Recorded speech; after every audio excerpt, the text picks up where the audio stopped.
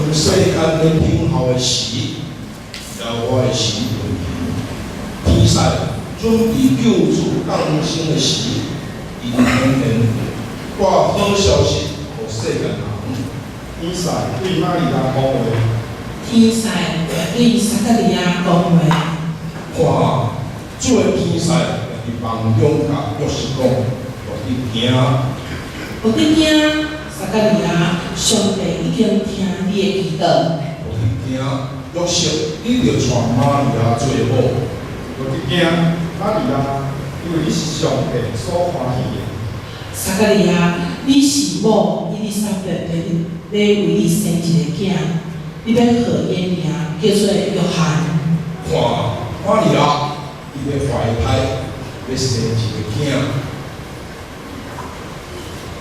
伊要生一个囝。